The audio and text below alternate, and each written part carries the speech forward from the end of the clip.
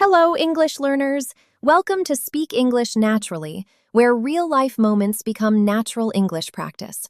I'm Rose. And I'm Jack. I'm so glad you're tuning in today to practice with us. Before we jump into today's topic, Jack, I have a quick question about something I saw you doing yesterday.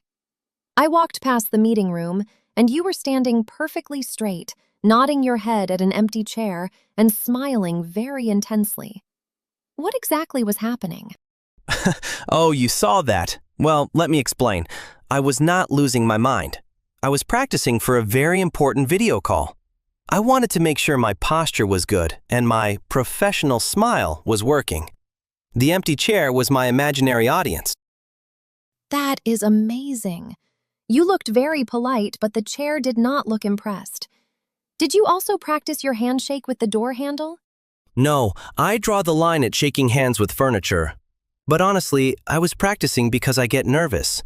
Even when I speak my native language, if the situation is formal, my brain just wants to freeze. If I do not practice my exact facial expressions and opening lines, I feel completely lost.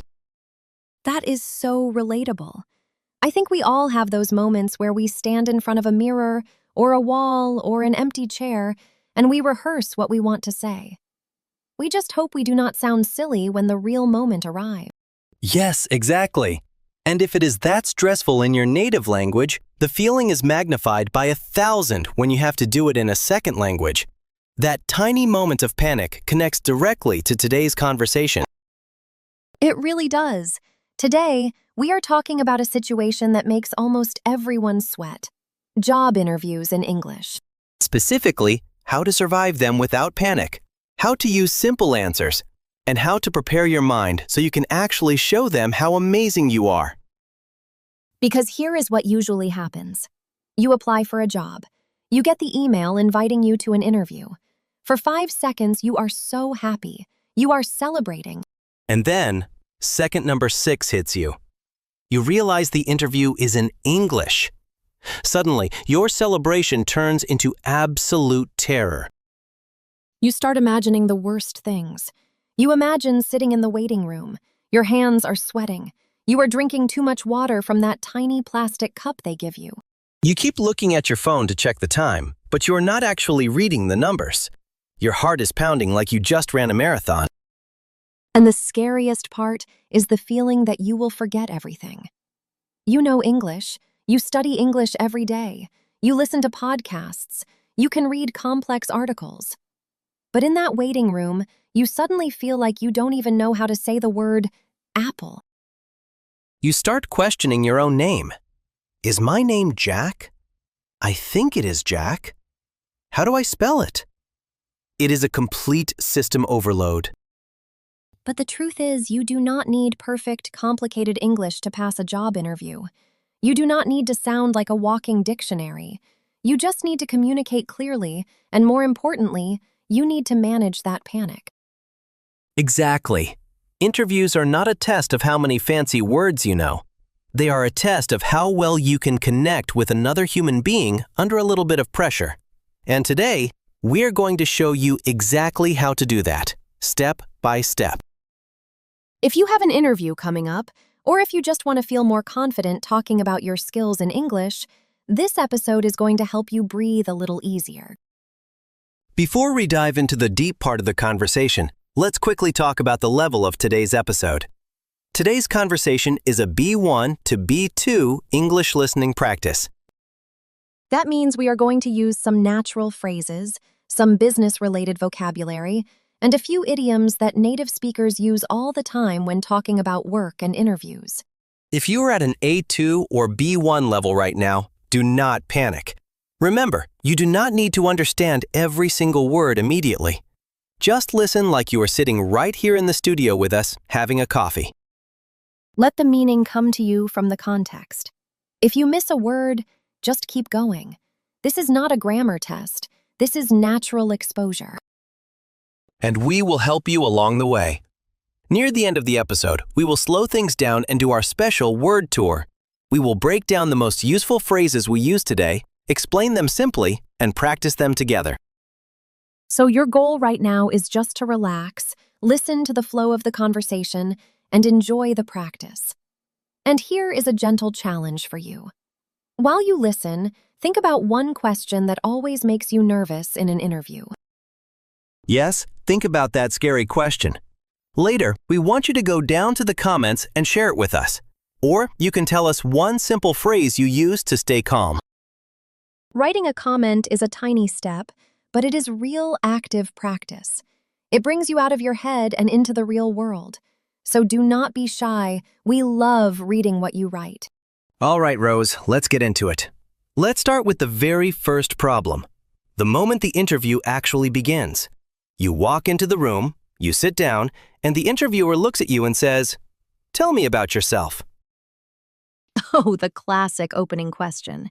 It sounds so simple, but it is actually a trap. It is the moment where many English learners completely freeze. We call this feeling when your mind goes blank. Yes, your mind goes blank. It means your brain becomes an empty white screen. No words, no thoughts, just panic. And why does this happen? It happens because the question is too big.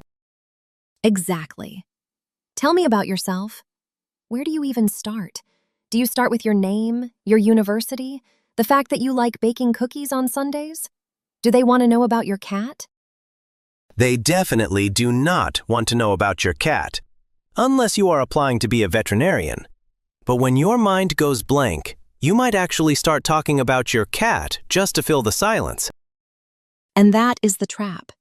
Because we are nervous in English, we think we need to talk a lot to prove that we are fluent. So we start rambling. We talk and lose our direction. The best strategy here is the exact opposite. Keep it brief. You need a very simple, clear structure. In the business world, we sometimes call this the present, past, future framework. I love that framework. It is so easy to remember. Present, past, future. Jack, can you explain how an English learner can use this to answer, "Tell me about yourself," without panicking? Of course. First, the present. Just say one sentence about who you are right now. For example, I am currently a marketing assistant at ABC Company, where I handle social media. Very simple. Then, the past. How did you get here? 1 or 2 sentences. Before this, I studied communication at university and worked on a few successful digital campaigns. Finally, the future. Why are you sitting in this chair today? And now, I am looking to bring my experience to a larger team, which is why I am so excited about this position. That is perfect. It is short, it is professional, and most importantly, it is completely predictable. You can practice this exact structure at home until you can say it smoothly. You do not need complex grammar. You do not need the past perfect continuous tense. You just need clear, simple sentences. And that leads to our next point, which is a huge mistake many candidates make. What is the mistake? Trying to use words that are too fancy or too complicated just to sound impressive. Oh yes, the big word trap. This is when an English learner goes to an online dictionary, finds the longest, most complicated synonym for a simple word, and tries to use it in the interview. For example, instead of saying, "I am good at fixing problems," they try to say, "I am exceptional at orchestrating multifaceted resolutions to complex operational dilemmas." Just hearing that makes my brain hurt. If you try to memorize a sentence like that, 2 things will happen.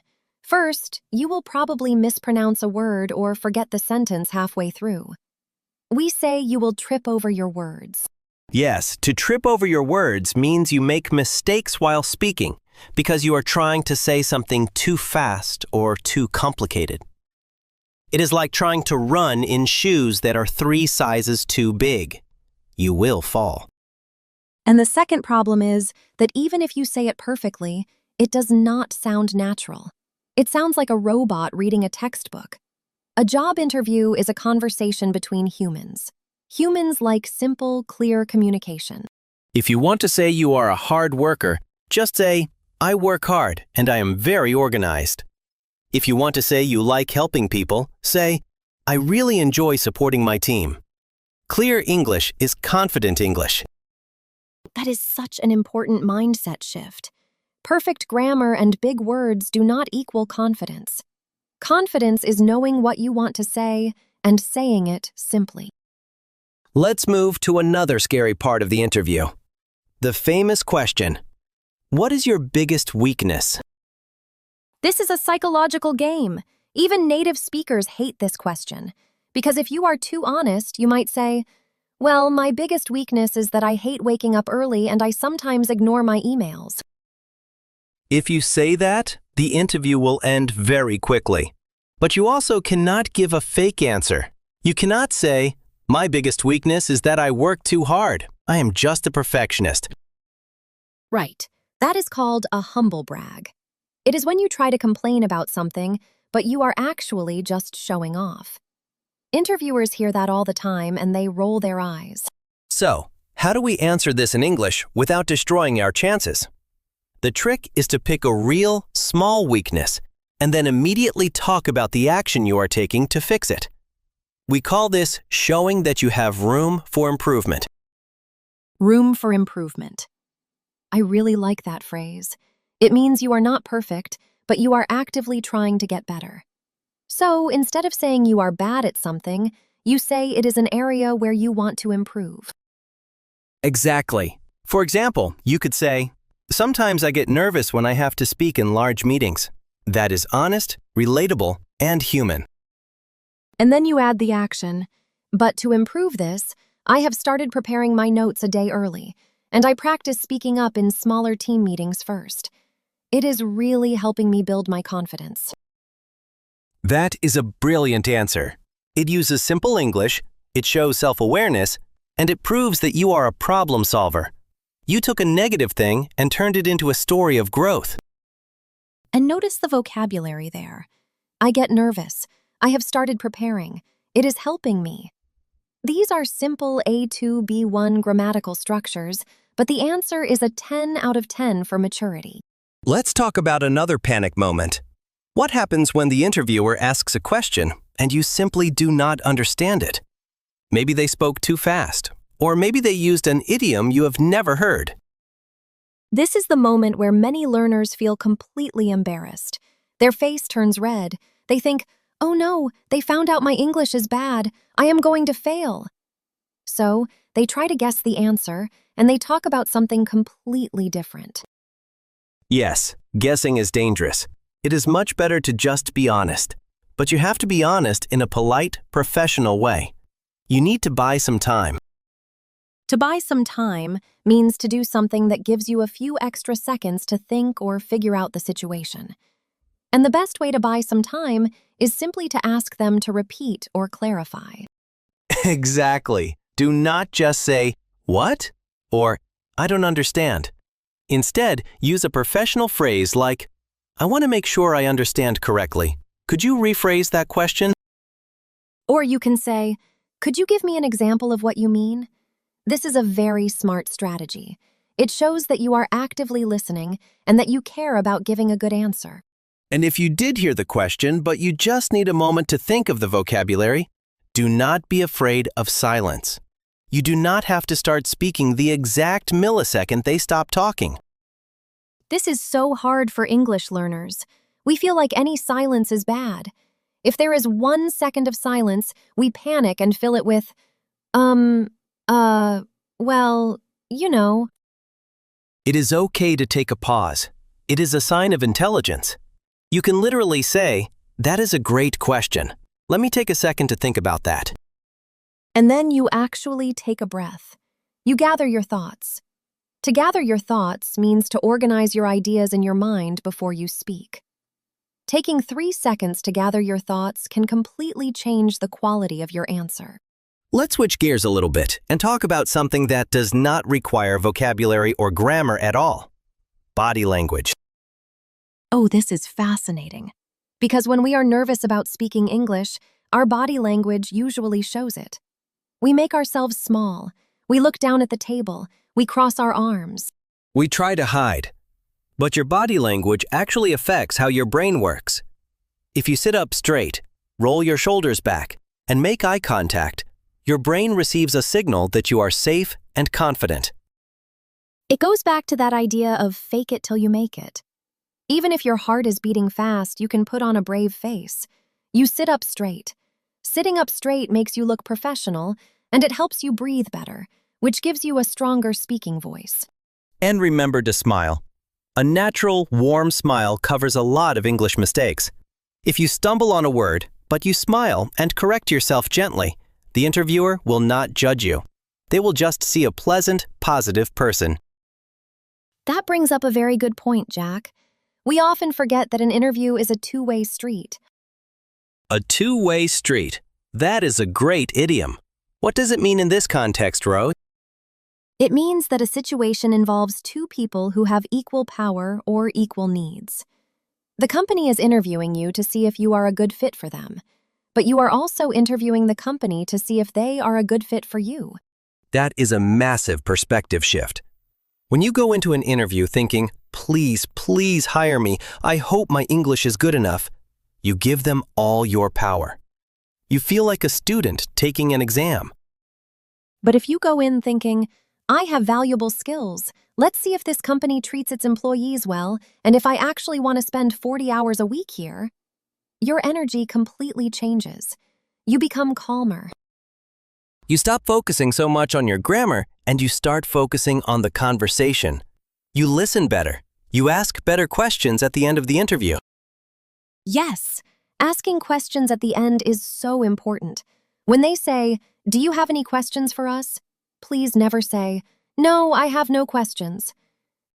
Always have 2 or 3 simple questions ready. What does a typical day look like in this role? Or, what is your favorite part about working at this company? It shows you are engaged and curious.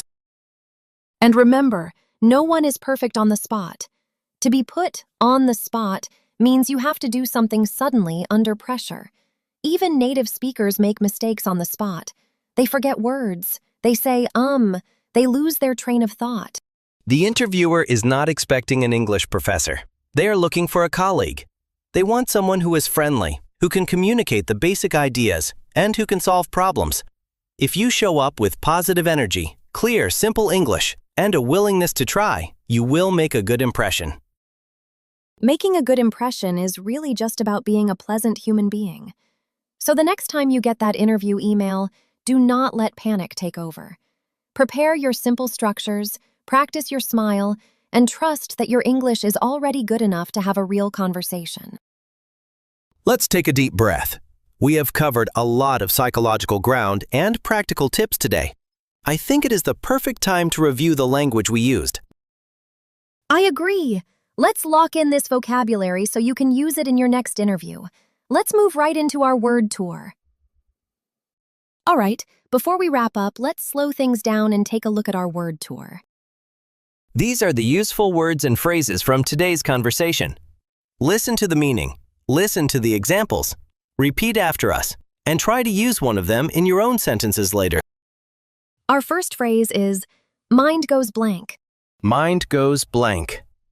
This means you suddenly forget everything you were thinking or everything you prepared, usually because you are nervous. It is like your brain turns off for a moment. For example, I studied for 3 days, but when the test started, my mind went completely blank. Another example. She was asked a difficult question in the meeting, and her mind went blank. Use this phrase when you want to explain why you suddenly stopped talking or forgot your point. It is a very natural way to describe nervousness. Repeat after us. Mind goes blank. Mind goes blank. Phrase number 2. Keep it brief. Keep it brief. To keep it brief means to say something in a short, clear way without adding unnecessary details. For example, we only have 5 minutes for this meeting, so please keep your updates brief. Another example, when they ask about your hobbies, just keep it brief. Use this phrase when giving advice to someone to not talk too much or to describe your own communication style. Repeat after us. Keep it brief. Keep it brief. Phrase number 3, trip over your words. Trip over your words. This means to make mistakes while speaking, usually by mixing up words, stuttering, or saying things in the wrong order because you are nervous or talking too fast. For example, he was so excited to tell the story that he kept tripping over his words. Another example, I always trip over my words when I have to speak to the big boss. Use this phrase to kindly describe a speaking mistake. It sounds much more natural than saying, I made a grammar error. Repeat after us. Trip over your words. Trip over your words. Phrase number 4. Room for improvement. Room for improvement. This means there is a possibility or a need to get better at something. It is a positive, professional way to say you are not perfect yet. For example, her presentation was good, but there is still some room for improvement in her design. Another example. I am learning French, and my pronunciation definitely has room for improvement. Use this phrase in interviews or self-evaluations to show that you are humble and willing to grow. Repeat after us. Room for improvement.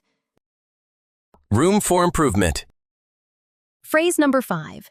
Buy some time. Buy some time. To buy some time means to do something to delay an event or a decision so that you have more time to think or prepare. For example, I didn't know the answer, so I asked him to repeat the question to buy some time. Another example. We need to buy some time before the deadline. Let's call the client. Use this phrase when you are strategically pausing or delaying something to help yourself. Repeat after us. Buy some time. Buy some time. Phrase number 6. Gather your thoughts. Gather your thoughts. This means to pause and organize your ideas in your head before you start speaking. For example, take a deep breath and gather your thoughts before you go on stage. Another example. She sat quietly for a minute to gather her thoughts before answering. Use this phrase to describe a moment of quiet focus. It is highly professional. Repeat after us. Gather your thoughts. Gather your thoughts. Phrase number 7. Sit up straight. Sit up straight. This is a physical instruction. It means to make your back straight and your posture good, rather than bending forward or slouching. For example, my mother always told me to sit up straight at the dinner table. Another example. If you sit up straight during the video call, you will look much more confident.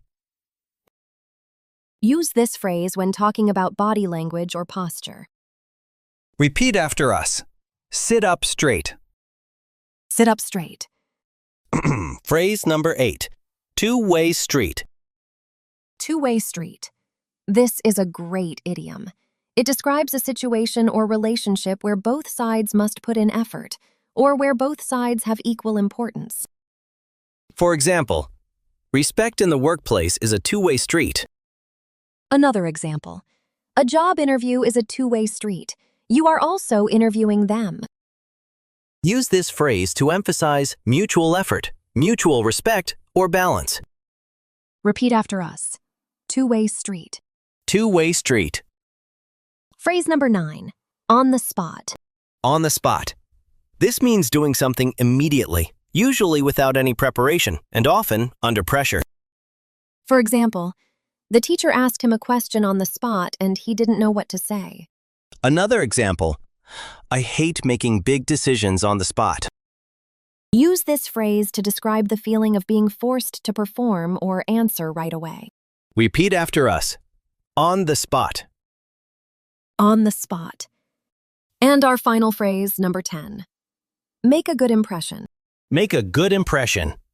To make a good impression means to act in a way that makes other people have a positive opinion of you, especially when you meet them for the first time. For example, he wore his best suit to the interview because he wanted to make a good impression. Another example. Arriving early is a simple way to make a good impression. Use this phrase when talking about the impact you have on other people, especially in professional or social settings. Repeat after us. Make a good impression. Make a good impression. Excellent work on the word tour today. So, to recap today's conversation, job interviews are scary, especially in English. But your goal is not to be a perfect dictionary. Your goal is to keep your answers simple. Buy some time when you need it, sit up straight, and treat the interview like a conversation, not an interrogation. Your practical takeaway for today, your small English step, is this. The next time you practice an interview answer, do not write a long paragraph. Write 3 simple bullet points.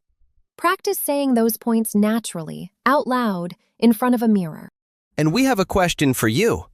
Tell us in the comments, what is one question that always makes you nervous in an interview?